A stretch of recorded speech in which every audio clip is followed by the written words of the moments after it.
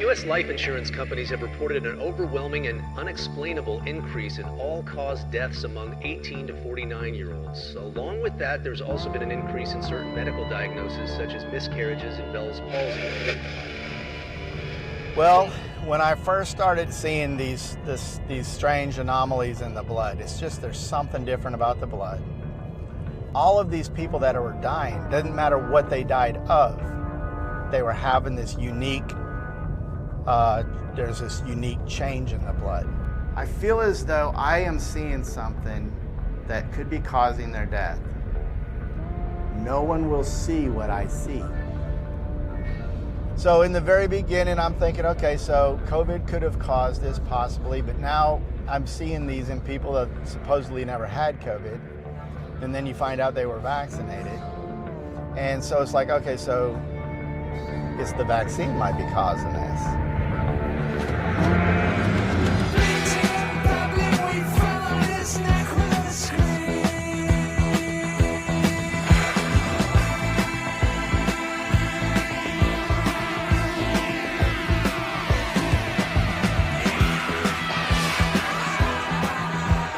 I want people to understand that we're in a fifth generation warfare.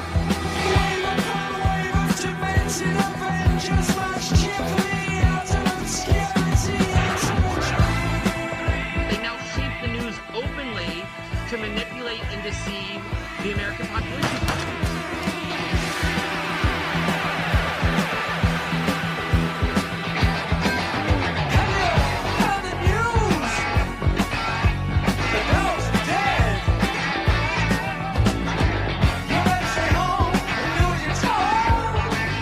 Weapons of mass destruction.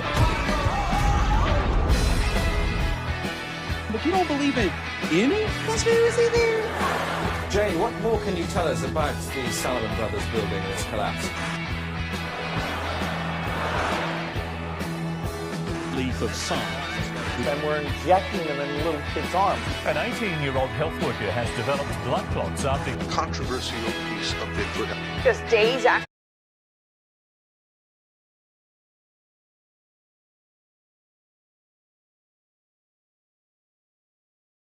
getting their second COVID-19 vaccine, 2 teenage boys died in their sleep.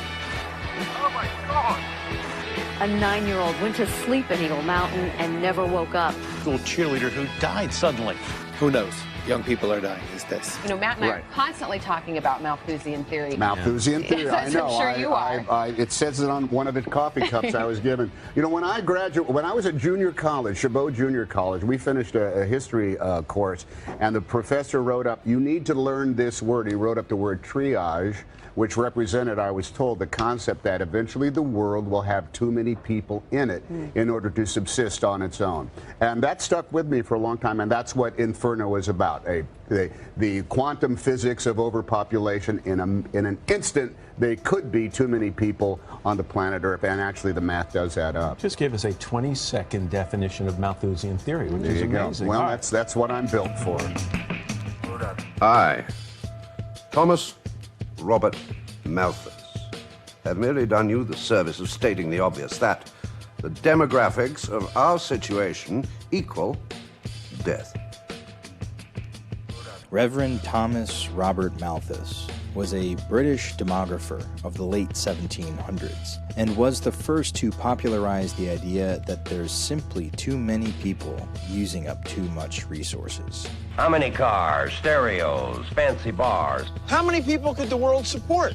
Well, it depends. It's a sliding scale. Malthusian ideology is often summarized in the following graph. Very simple graphs which project what's going to happen to the planet over the next 150 years if we don't do something drastic to stop it. It's an ideology, an eschatology. Here we can see a chart that looks at the total world population over the last several hundred years.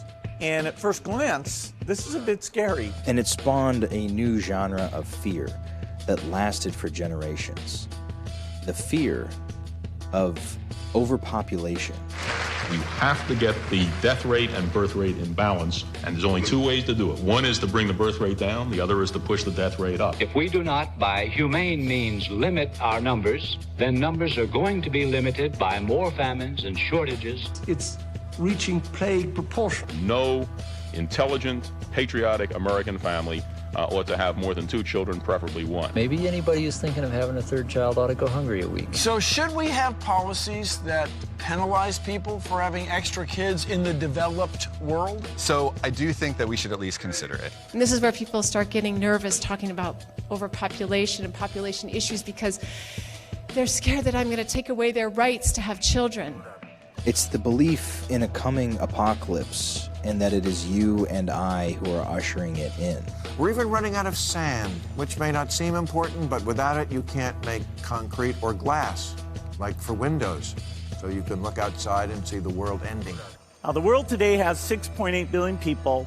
That's headed up to about 9 billion.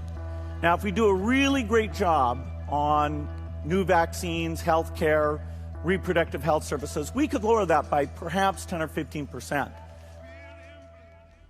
Well, common sense would tell you if you have a man standing in front of you saying he's going to reduce the world's population by 10 or 15% using vaccines, what does that mean to you? It means somebody's going to die because you put a vaccine in them. It doesn't mean you're going to save people. That's pretty much common sense in my brain. But yet I saw him say it. He said it. And here we are. I don't know. Here we are. I'm now an anti-vaxxer. I wasn't before. From what I've learned here with this and seeing what I've seen, not just in the funeral home, but, what everybody else has had an opportunity to see, I don't want to take any vaccine because I don't trust the pharmaceutical industry. I mean, I just buried someone recently who died suddenly. Wasn't sick, person in their 60s, but otherwise was not sick. And I met with the family, and that was my first question, was what happened to him? Somebody mentioned to go onto Google and then type in "died suddenly" and find the news articles that pop up.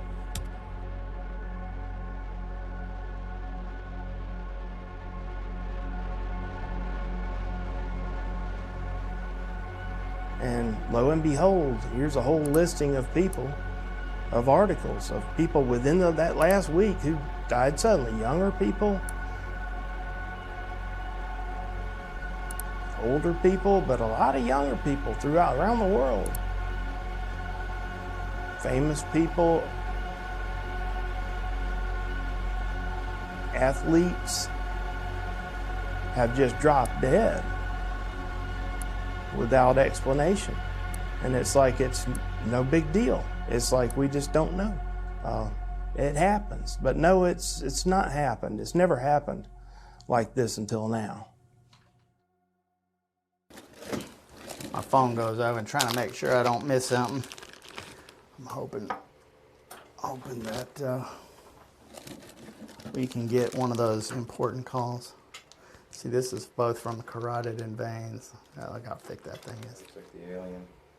Very similar. It came out, apparently I've got some of that's from a carotid artery and also some veins. So, back around November of last year, of 2021, people were asking me, well, how many people are having these strange clots?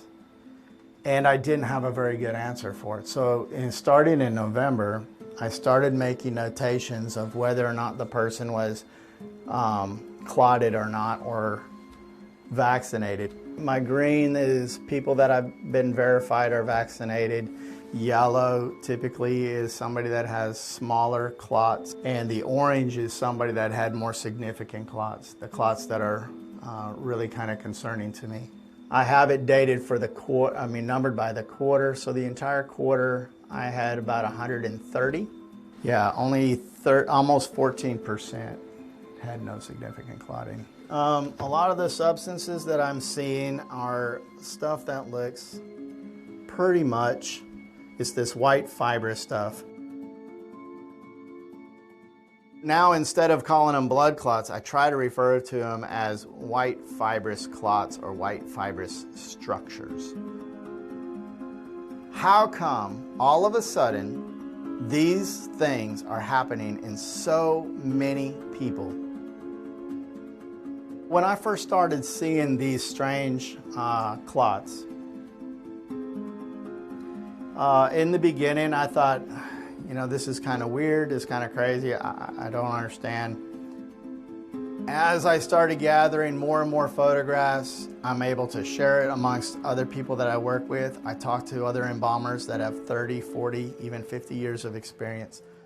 I'm a licensed funeral director, National Board funeral director, and certified embalmer.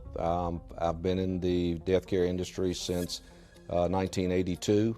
I've been embalming, been in the embalming process with well over 1,000 bodies. And I had actually noticed some of the differentiations in the clots as well in some of the bodies I had been embalming, and that had started recently. First time I saw it firsthand, pulled out of a deceased, my end, was about 3 months ago. Been struggling to embalm people for around about 18 months. My embalmer was complaining that he was having trouble getting fluid through people. And the way they do that is they cut into the carotid artery and they pump it around the body via a pump. He was struggling to get it through, and we kind of thought, well, maybe the pump wanted servicing, and had a look at it, it doesn't. Pulled this out and he kind of grabbed the end with the tweezers, and this comes out in one piece, one elastic piece. It looks like calamari. Longest one that I have on video is probably almost 3 foot long, which is incredible to come out of the, you know, the jugular up here. It's incredible. That is not normal. I talked to other embalmers that have 30, 40, even 50 years of experience. Said, hey, you know, have you guys ever seen this stuff before? And the answer was always, I haven't seen clots like these. These long, white, fibrous, different, not blood clots, but they're clotting the blood, so therefore you have to call it a clot. I have been in this profession actually for approximately 12 years and approximately 200 to 250 bodies per year, and I have never seen anything like this until the vaccination. Now, I've been an embalmer for 41 years. 41 years I've been embalming, and I've never seen clots like these. Here's a guy who messaged me the other day. He even sent me a picture. A fellow embalmer? This is not mine, this is his. Same stuff. You see that? You know, we know something's going on. I deal with a lot of funeral directors and embalmers. I attend national conventions, state conventions. I'm very involved. And, you know, we know something different is going on. We don't know exactly what's going on, but the timing of it is just hand in hand. We're connecting dots here. And it certainly appears that there's some relationship to the vaccine and these obstructions that we're seeing. I was in Ohio last week or the week before last, and there were 100 embalmers at the Ohio Embalmers Association in my lecture, and I posed these photos up where people could see them, and nearly all of the embalmers out of 100 in this room raised their hands that they had seen clots and white fibrin structures of that kind of size. And when I ask again, when did they start seeing them? Again, it's that 16 to 18 month period. This is different. And they need to figure out what it is. That's the problem, is they need to figure out. That's why we're talking to you, is that we're concerned for humanity. Once I knew what was happening, I'm a man of principle. Do you know, your family's just as important as mine. Why? If I don't speak out, we're all anyway. As a Canadian embalmer, I have found that everybody I embalmed for over a year had fibrous mass clots. The fiber mass clots had been fed by blood clots at the ends that were integrated into the fiber mass clots. The fiber mass clots themselves were not blood clots. On average, I would embalm a body every day or two. Every single body had them. and they were massive. When I was talking to Dr. Ken Thorpe, he was more concerned about the little tiny clots that he called microclots. And when I asked him about microclots, I was like, let me explain. Sometimes when I'm seeing the blood, it looks like the blood is dirty. Almost like it has little fine grains of sand, or almost like fine grains of coffee grounds. The reason why he's more concerned about those is because they will go undetected and they can get lodged up in capillaries and end up slowly starving organs of the oxygen that it needs. So what I did is I captured some blood that looked dirty. It's clouding it up, but see, I wanted you to see the specks that are floating around. Here we go. It looks like rust. It does. Look at, like, see, you can almost see that they're like stringy looking. The first time I seen something that what I would describe as a different type of blood than I had ever seen, consistency of blood, was on a younger lady that was in a car accident. And I noticed onto the table as we were getting a little bit of drainage from her that her blood looked as if it was, the only way to describe it is blood on beach sand. It was sticking to the table. I began noticing strange things with the blood, looking like it had coffee grinds or sand in it, to complete separation, like a clear orangish fluid, and then clots coming later, like the blood had almost separated.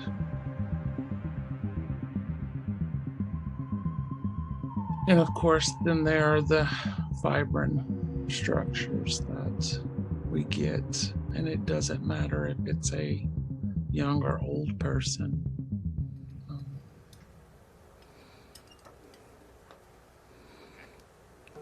I'd like you to kind of feel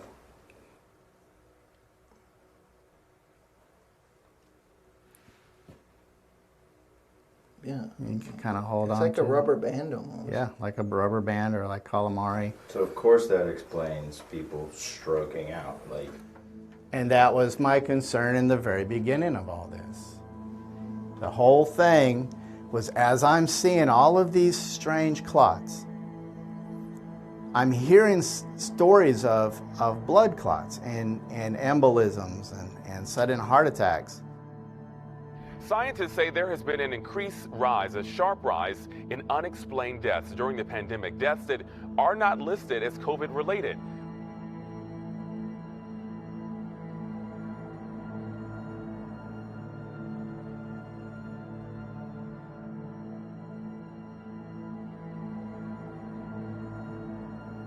I would just like to find answers, because so many people, young people, are just dropping dead. There were 2 in the local paper today out of Lafayette, Indiana, and I question, how did they die?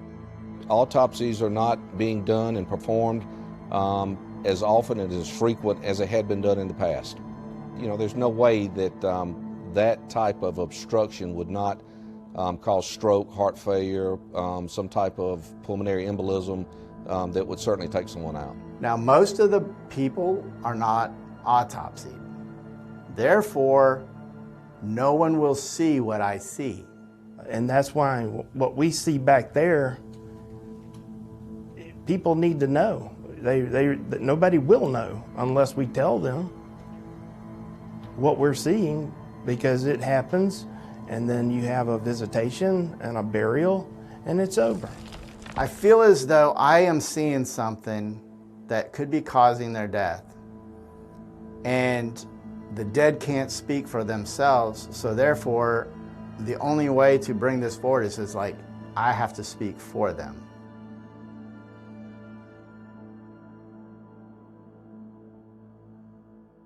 Since the vaccine, this rubbery stuff, this stuff here is absolutely, no, hold on, I don't know who this is.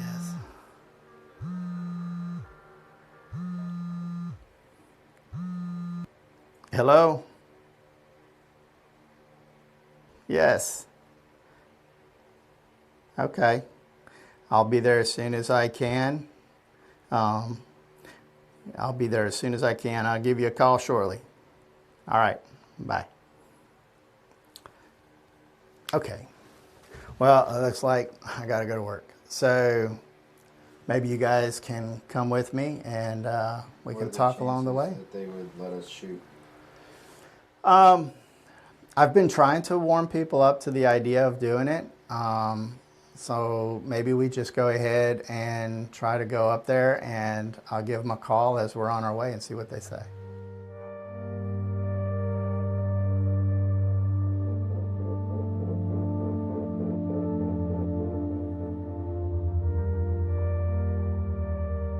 Good morning. My name is Lieutenant Colonel Teresa Long, and I have been invited here today to testify to the truth before the legislators of Idaho. The information I'm presenting is made as a protected communication under Title 10 USC 1034 as a whistleblower. My opinions are my own and do not reflect that of the United States Army, the DoD, or any entity thereof. Insurance companies figured that if there was something catastrophic that happened to the United States, they would see a 10% increase in all-cause morbidity and mortality. 10%. For just like an unprecedented, catastrophic, natural event or something that happened in the United States. U.S. life insurance companies have reported an overwhelming and unexplainable increase in all-cause deaths among 18 to 49-year-olds.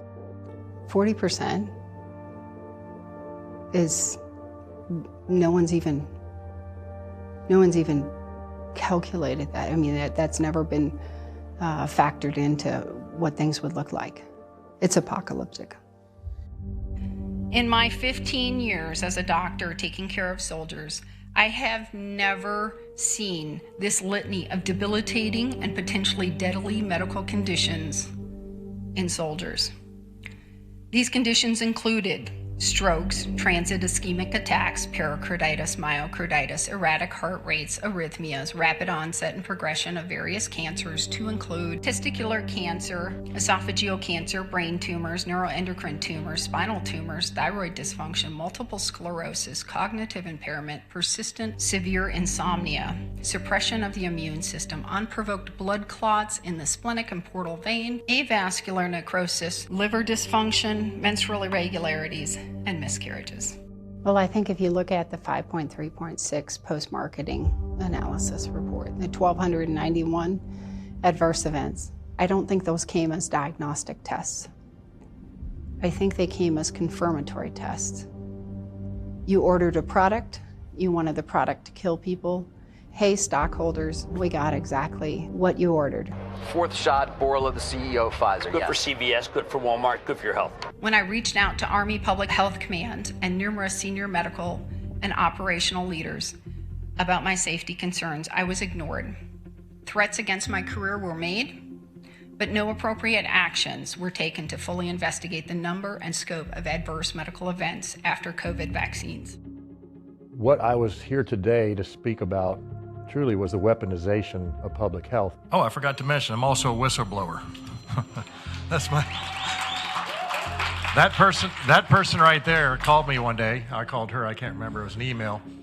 And she said, have you seen the DMED system? Have you seen what it's up? And I'm like, I'm working on the border. I'm trying to stop 12,000 people from coming across this border a week. And she said, well, take a look at it. Seeing the DMED data, I have significant concerns that we won't have a standing army in 5 years. Case 1-01, United States Air Force A-10 instructor pilot, mid-30-year-old male, hospitalized 12 hours after vaccination. Diagnosed with pericarditis and anaphylaxis, removed from flight status for 6 months, thus negatively impacting unit mission readiness. I have never felt so abandoned by the military. I have been forced to take something that brought me close to my death. I was mocked, discredited, unsupported. Our squadron morale was ripped to shreds. All these things were completely unnecessary. We are truly less ready on multiple levels. I had to talk to a wife of a soldier that had a stroke, which required speech rehab for several months, and talk to her while he was in the ICU and say to her, he's going to be okay. and he'll be able to serve again because this is what he loved to do. Back in September 2021, I submitted an affidavit in the Robert V. Austin case in which I outlined how the DoD was violating its own risk management process in their push to mandate the vaccine of every member of the armed forces with an experimental vaccine. After my testimony was made public, the DoD made no effort to investigate my safety concerns. I got contacted by Attorney Tom Renz over the weekend, who represents some whistleblowers within the Department of Defense. I have declarations from all three. The state is under penalty. This is under penalty of perjury. We intend to submit this to the courts. We have substantial data showing that we saw, for example, miscarriages increased by 300% over the 5-year average, almost. We saw almost 300% increase in cancer over the 5-year average. Cancer is not being talked about except for by Dr. Ryan Cole. Thank you, doctor. I was the first pathologist in the world to say, guys, we're seeing an uptick in cancers. That toxic spike protein has so many mechanisms that allow cancers to wake up, and certain cancer genes that it binds to and promotes mechanisms.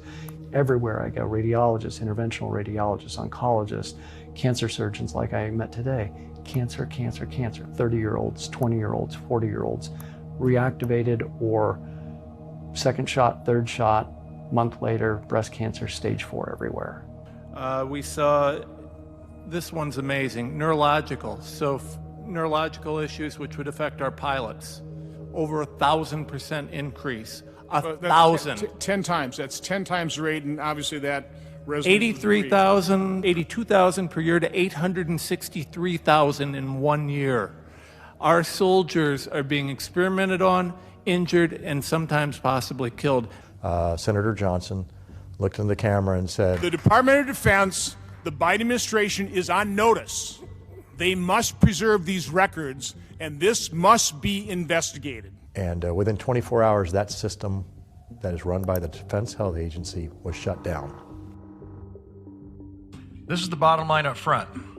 This is the weaponization of our healthcare system. These are done in acts by legislators. These all started a long time ago. Some could say in biblical times with good and evil. If we think that there are not nefarious actors in the world and people that work for principalities and dark places, if we think that, we're fooling ourselves, right? Because that's where we're at. 1974, Henry Kissinger put out a paper that said we need to decrease the world population. And that's when the globalists kicked in. We've got to stabilize the population. When I was born, there were so what's wrong with the population? I mean, with too many people. That's why we have global warming. We have global warming because too many people are using too much stuff. Our book, Limits to Growth, was the first concrete effort using a computer to look at trends that unfold over decades, even a century. We were trying to understand long-term physical demands on the planet. And in the 70s, we were thinking that probably in the period 2010 to 2030 was when the planet would start to encounter limits. Here is what Dr. Meadows' computer shows. Since the year 1900, the Earth's resources, there at the top of the chart, have been steadily used up as population, food consumption, and production of goods have soared. Ahead of us, sometime after the year 2000, this computer study foresees calamity. Resources drop more steeply, and food and production follow suit. Population continues to expand for perhaps one more generation, then collapses calamitously as deprivation takes hold. Now, 11 billion people, still a lot, but the good news is that the faster we improve health, the faster family size goes down. The World Economic Forum, you have Klaus Schwab and George Soros and Bill Gates. They talk about depopulation. They talk about all of these kind of utopic ideas that they have. The United Nations Sustainable Development Goals are 17 targets we must meet by 2030 to ensure decent lives for all on a healthy planet. Right now, it's expected we will fail. One reason for that is the growth in our global population. We have a golden opportunity to seize something good from this crisis. COVID-19 also helped legitimize instruments of control.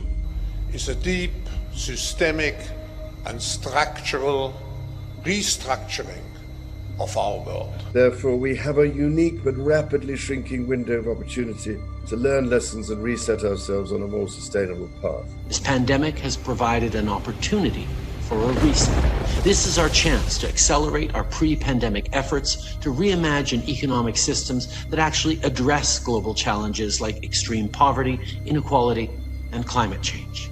Also be clear, the future is not just happening.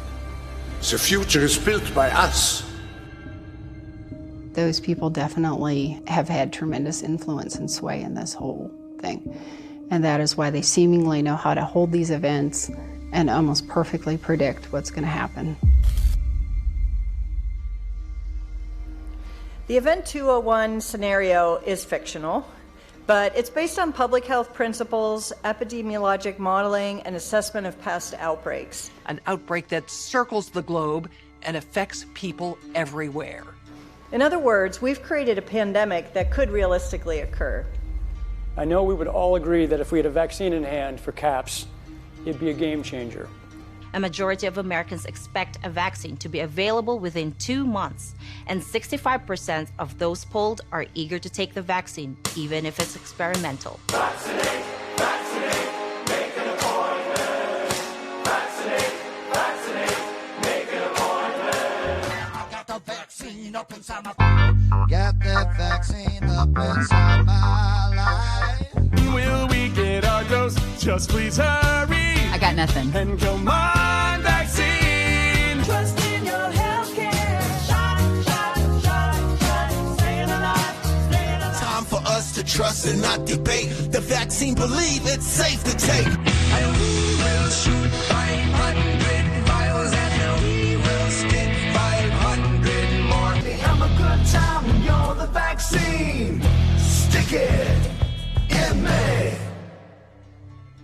And because you are in a war, because this is a fifth generation warfare for your hearts and your minds, it's done mostly by digits, right, through the computer and those kind of things. But it's also done with adjunct weaponry. And this adjunct weaponry in this case is a COVID jab. They don't want you to know that your body is now their property and playground. And they will do with you what they feel like doing to you. And they will destroy your life if you don't take a lethal needle in your arm. And it's the new bullet, it's the new missile, it's the new form of warfare. You don't need to fire a bullet and win a war. I wanted people to understand that we're in a fifth generation warfare. Fifth generation is for the heart and the mind. The United States government has been engaged in psychological operations on its own citizens for over 60 years. MK Ultra and Operation Mockingbird are just two of the declassified programs designed to manipulate the minds of Americans and the world. The majority of these operations occur in plain sight, with the purpose of gaslighting and undermining those who seek the truth and pose a threat to the agenda of the global elite. Just kidding, you conspiracy theorists. The government would never lie to you. Read my lips. Thank you.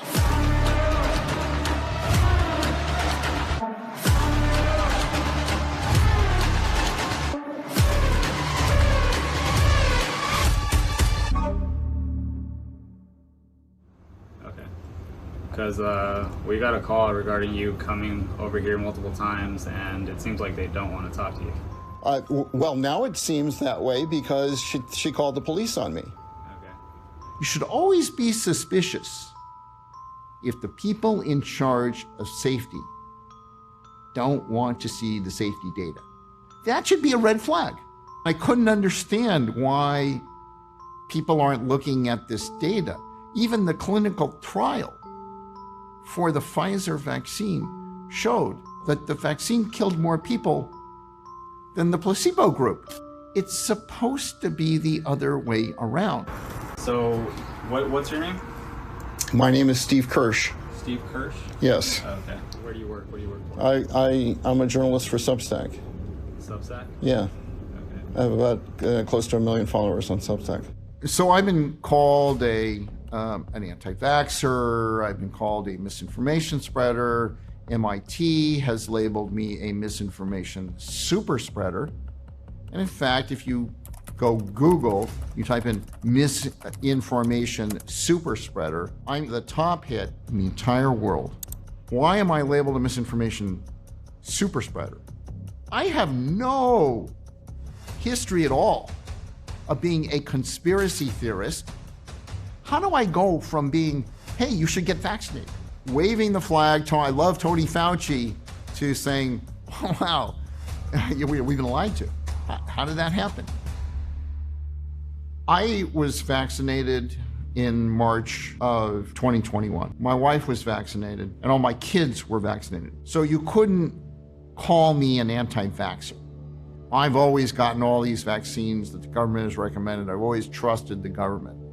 And then I started hearing stories from my friends. So one person said that she asked me if the vaccines were safe, and I said, of course they're safe. And I said, why are you asking me this question? I mean, like, you know, have you not turned on the news? Like, where have you been? She said, well, 3 of my relatives were vaccinated and they died a week later, and they were all perfectly healthy before they got the vaccine.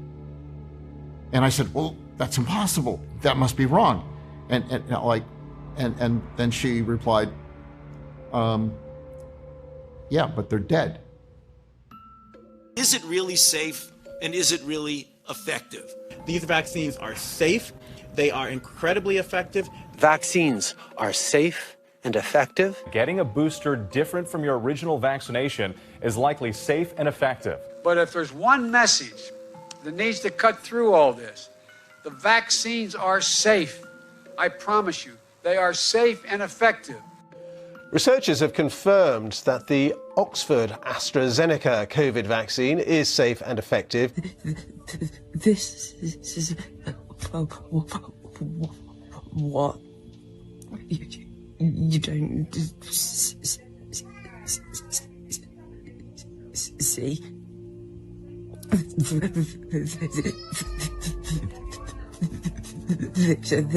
This. Surprisingly, most people don't want to know what's in the vaccines. In fact, nobody wants to know what's in the vaccines because nobody in Congress is asking to analyze the vials. Nobody in the mainstream media has ever asked what's in the vials.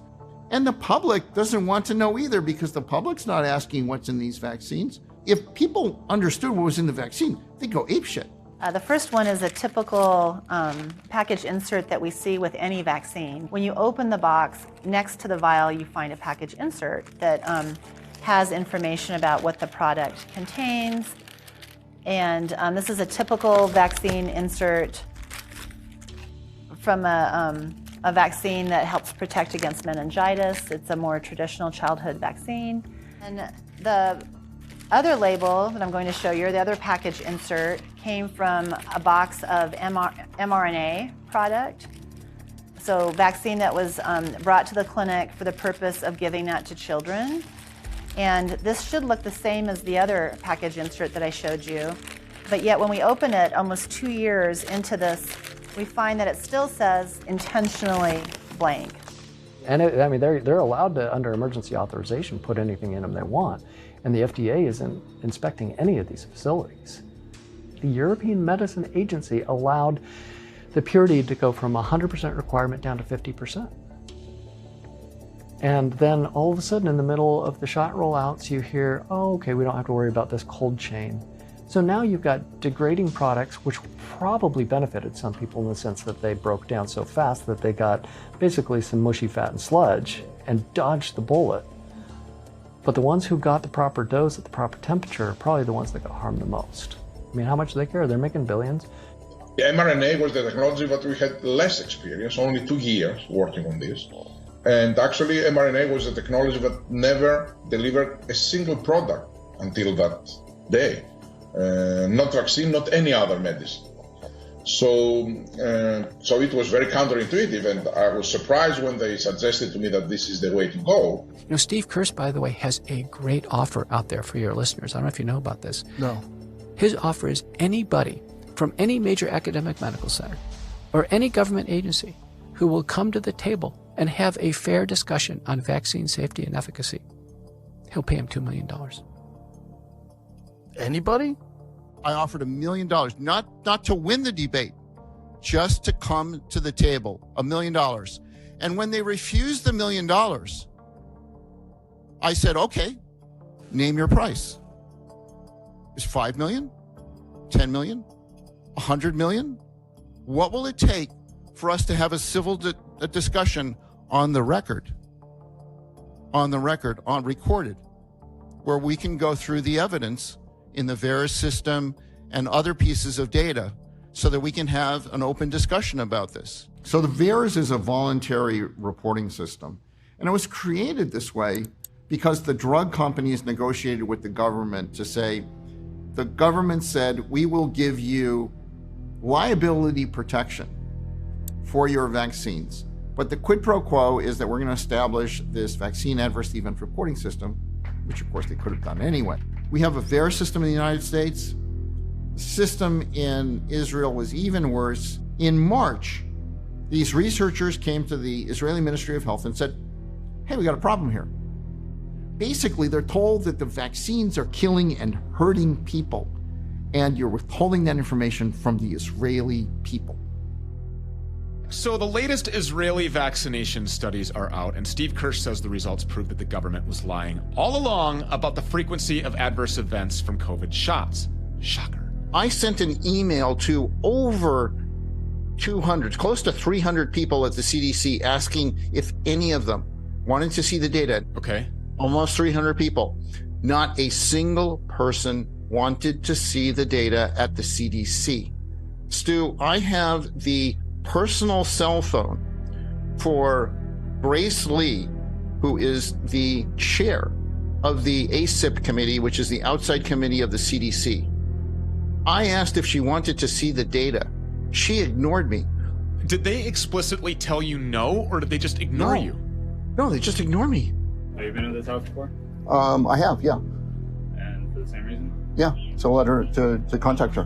Because she's not reachable. She's not reachable in her office. She doesn't answer her cell phone. Her assistant doesn't answer her email. That committee is responsible for approving and being the outside independent source for approving these vaccines. How did ACIP recently come to the decision to recommend COVID-19 shots for this latest group of young kids? And what kinds of things were you looking for in the data? We got a call regarding you coming over here multiple times, and it seems like they don't want to talk to you. Well, now it seems that way because she called the police on me.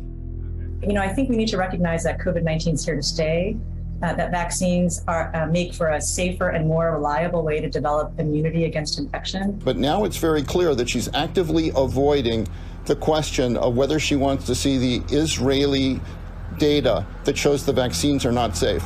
That's pretty serious.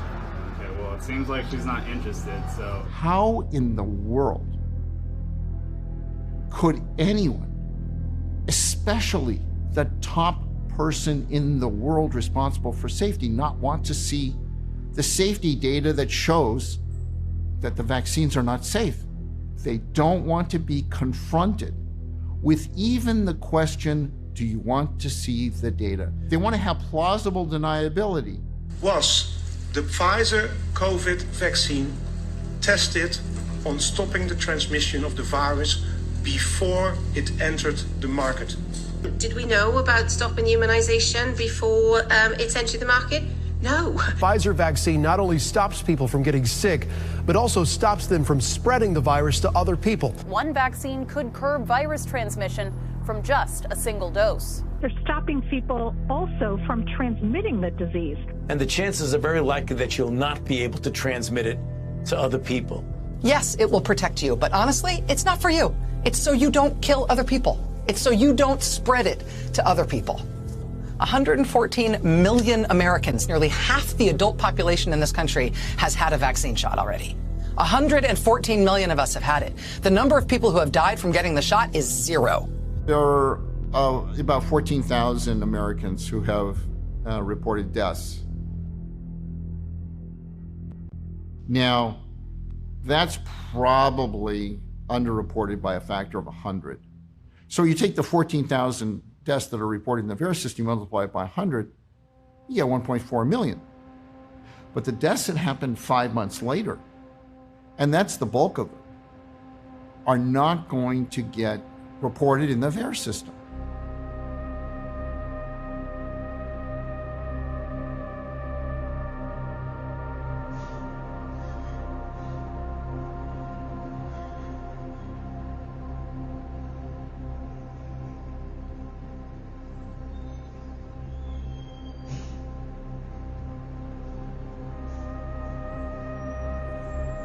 An elderly woman has died in what's believed to be South Australia's first case of fatal blood clotting caused by the AstraZeneca COVID vaccine. Investigation is underway tonight over whether a local man suffered blood clots as a result of getting the Pfizer vaccine.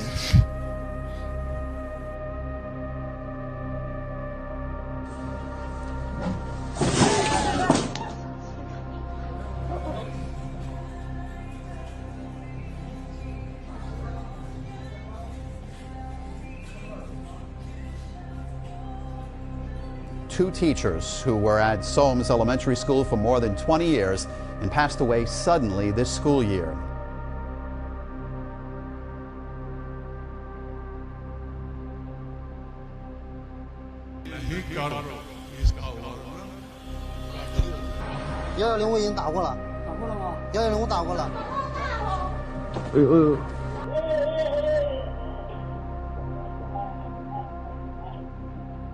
Therapeutic Goods Administration is calling for calm following the deaths of 2 people in our state who received the COVID vaccine.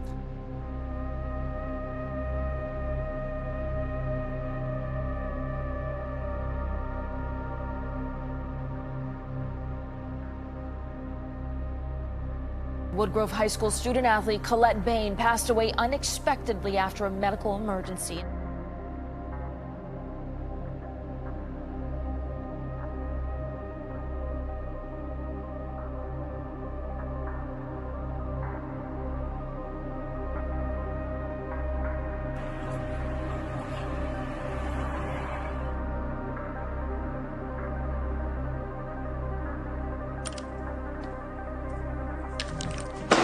A 20-year-old nursing student died of cardiac arrest 1 day after getting the mandatory. The 16-year-old had a cardiac arrhythmia. High school cheerleader who died suddenly. Conclusions over the death of a woman from blood clots after receiving the COVID Queensland man is vaccine. in intensive care tonight, suffering a blood clot after receiving his AstraZeneca vaccine. Over whether a local man suffered blood clots as a result due to a blockage in an artery.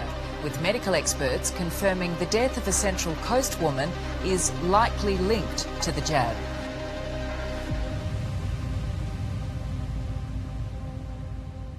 I said, we're just going to have to get used to this. And he says, the shots. And I said, yeah, we're just going to have to get used to this. This is the way it is. If people keep doing this, then this is going to keep happening. The vaccine can kill you 2 different ways. It can kill you in the short term. Now, there's a longer term effect, and this takes 5 months to kill you. And this is when your veins are basically clogged up with this protein material, this amyloid protein material, that's not blood clots. Now, the timing of when the embalmers first started seeing these blood clots, mid-2021. So many miles on my car, you know, it seems like half of my time is driving from one funeral home to another. The busiest I ever was, to be honest, was January of 2021. Now, I didn't even think about it being related to the vaccine at all at the time. Looking back, I say, no wonder they died of a heart attack or a stroke or some kind of a pulmonary embolism, because you can't live with this stuff in you. Probably do about 160 funerals a year. So I've been waiting for a young person that died suddenly, who'd also had a post-mortem, and then the family had asked me to embalm. So there are 3 planets that needed to align, and this poor guy of 30, he was full of it. It was hanging out of him like spaghetti. This one here came out of the aorta, from the heart. They take the shape of the vessels that they're growing in totally, and they gradually fill the vessels as they grow. And these, obviously, that's what's killed him.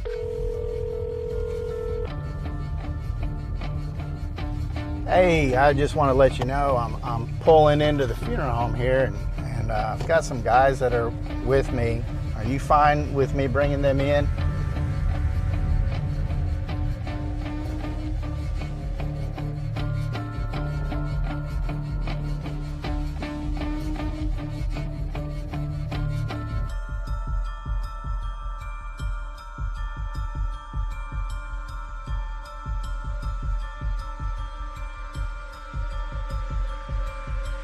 This is the iliac artery. And this clot coming out of the iliac. Normally we don't see clots in the iliac, in an artery. Usually they're in veins.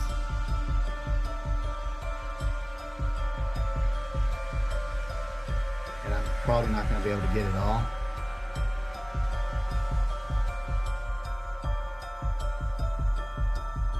This is not normal.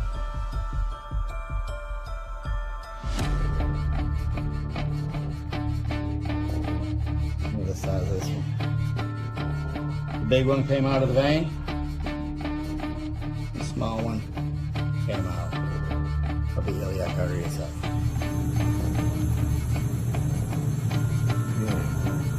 Wow.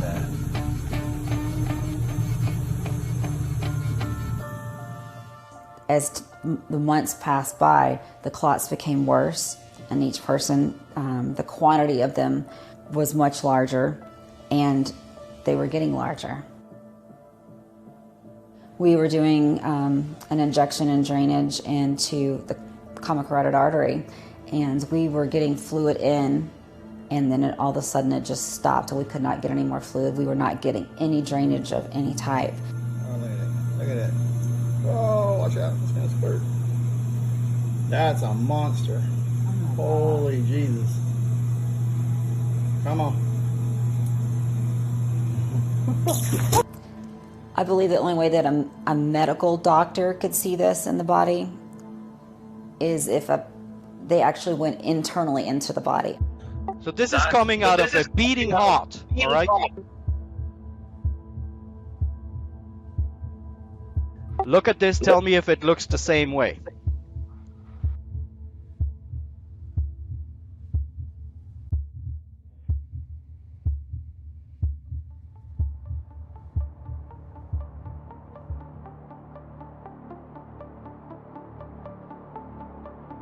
It's so good for you to come in today. It's good to see you. Thank you, Doc. So I'm excited to get this thermal imaging scan, but before we do that, I want to learn a little bit more about your medical history. Tell me, when this all started, these symptoms that you had.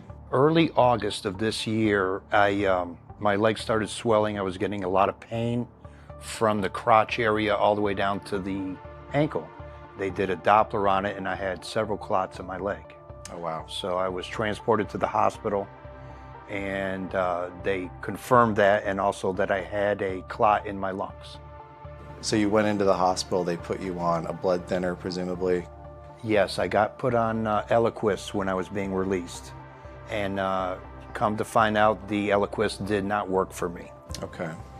And did they let you know that that is extremely rare?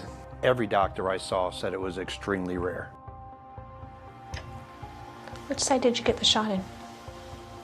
Which arm? I think it was both. Do you think it could have been the left for both of them? Because you got two, right? Yeah, it could have been the left. Because the left arm definitely looked it had much higher thermal signal than the right. Yeah, so we can see the left side of his face has a much stronger thermal image, and then the white is also extremely hot. And this is in the area of the pre- and post-auricular lymphadenopathy chain. And then the tonsillar is also very well lit up, submandibular, submental. The left side was the one where he has confirmed clots. The right side here is showing significant issues with the vascular system. So I would recommend referring for an ultrasound of the lower extremities bilaterally to rule out any kind of new clotting or venous obstructions.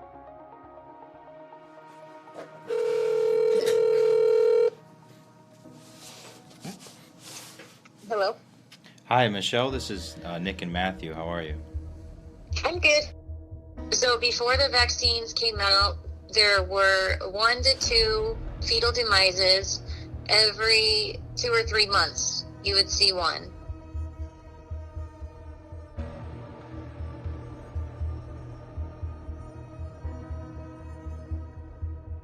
I finally had enough when I got this email the other day. It said that there was a record number of fetal demises and that there were 22 of them in 1 month.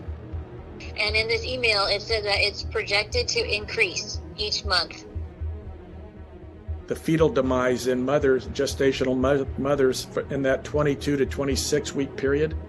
I had a run of that in my funeral home, and 5 of the 6 were vaccinated. The other had remdesivir, and they all lost their infants.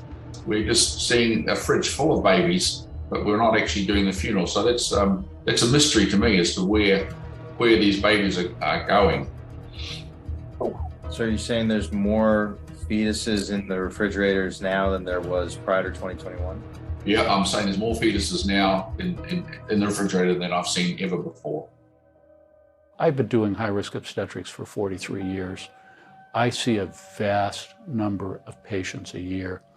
I don't know of any other maternal fetal medicine physician in this country that sees as many patients as I do by ultrasound. At one point in time this year, I was on track to see 9,000 high-risk OB ultrasounds. So I know what's going on, and I've seen death and destruction like I've never seen before. The stillbirth rate is measured in terms of live births per 1,000. And really, it's come down in my career from about 10 to about almost 5.8 or 6. Now, let's go to 2021 and look at the stillbirth rate for Michelle's. This is horrifying. But if you take this death figure and you look at that rate at 29.3, that sigma that you're looking at is 40 plus sigma, standard deviation. Let that sink in.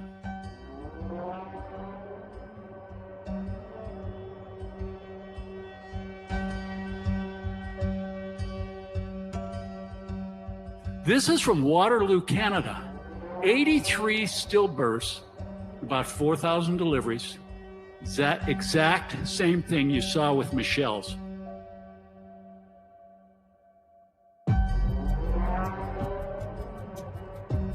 If that weren't bad enough, look at this.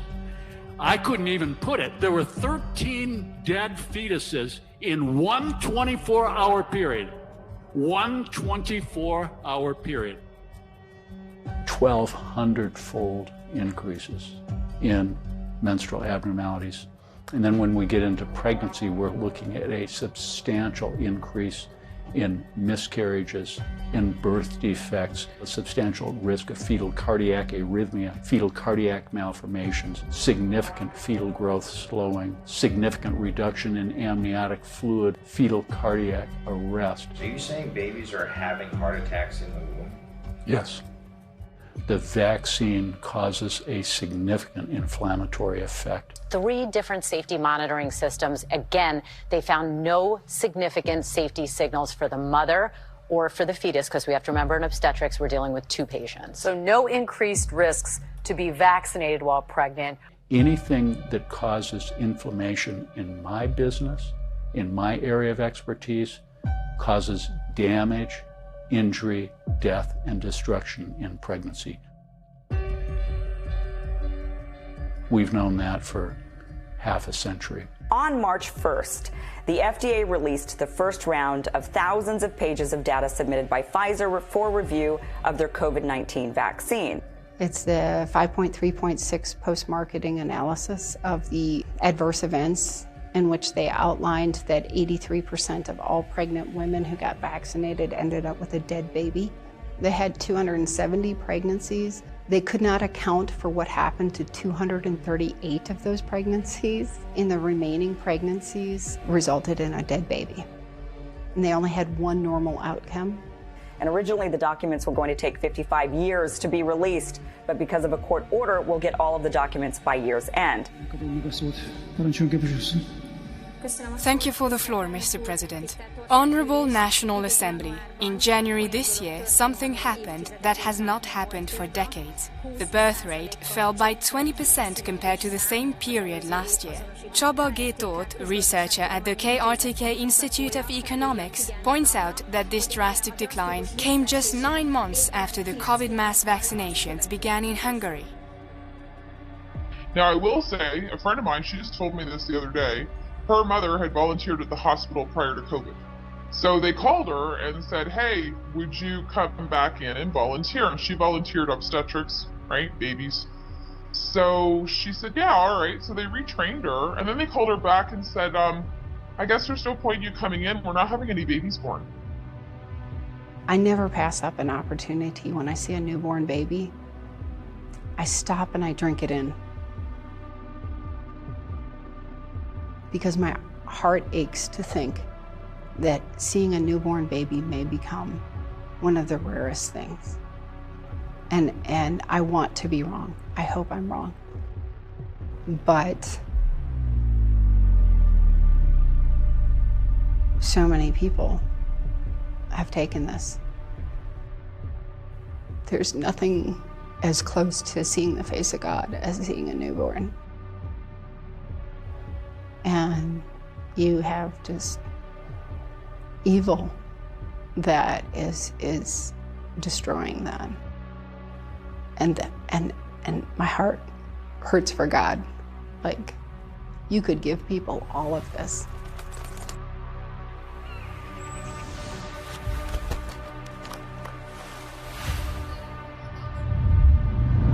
And they would use their time, energy, and talents to try and destroy it. What the last 2 years has taught me is that there is a pure evil in this world. A pure evil that has no respect for any of us, where I can tell you we are regarded in much the same way as livestock.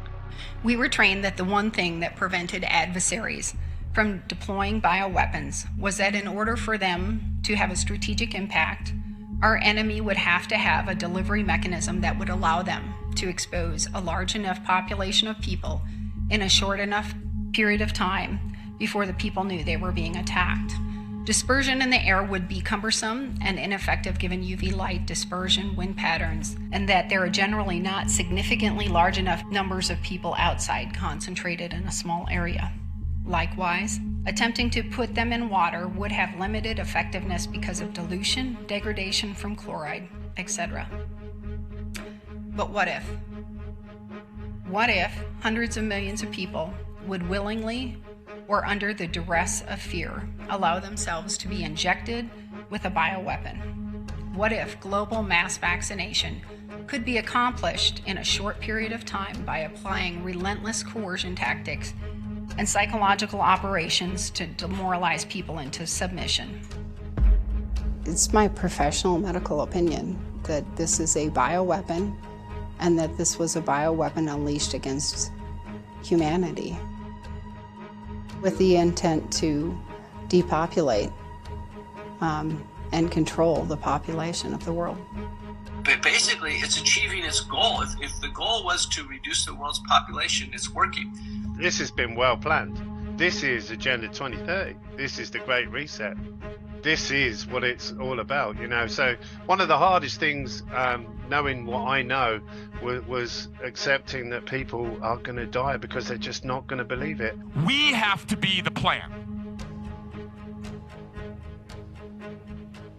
And that means that each person in this room, viewing this broadcast, replaying this broadcast, each one of you has a purpose. Each one of you has a critical, God-given role. And so if you are quiet or apathetic or complacent you have to stand before God, and you have to answer for that. I can put out a warning to all the people that are in the military right now, officers who are responsible for everything that happens or fails to happen with their troops. If you don't stand in the gap, you're complicit in this crime. The only way we're going to save our lives is by together, clubbing together to do it. That's our strength. And this is probably the most biblical world event that anyone could ever imagine. It's World War III. This is a spiritual war of good against evil. And I just hope that there's enough good in the world that we can rally together to defeat it, because if we don't, these monsters will destroy humanity.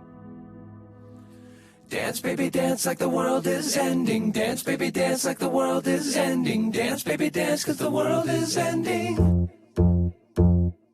Dance, baby, dance like the world is ending. Dance, baby, dance like the world is ending. Dance, baby, dance, 'cause the world is ending. Get vaccinated. It's incredibly effective, but the truth is, not enough people are getting it. We've got to change that, so we can all have a safe and healthy holiday season.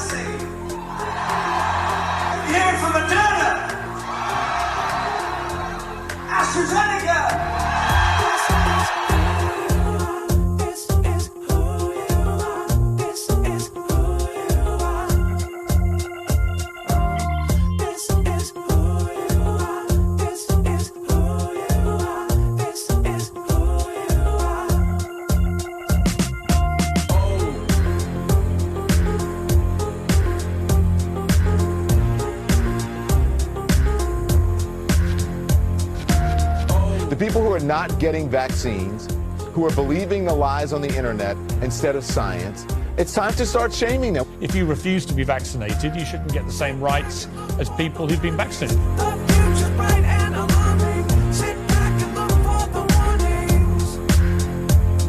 If you're willing to walk among us unvaccinated, you are an enemy.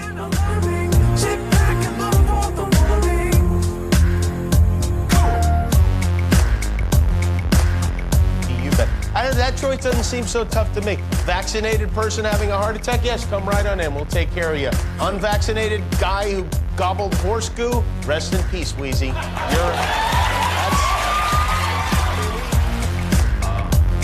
Baby walking around with your head cut off. Baby walking around with your head cut off. When are we going to stop putting up with the idiots in this country and just say, it's mandatory to get vaccinated? F them, f their freedom. I want my freedom to live. Your head cut off. Vaccine, vaccine, vaccine, vaccine. I'm begging of you, please don't hesitate. Vaccine, vaccine, vaccine, vaccine. 'Cause once you're dead, then that's a bit too late.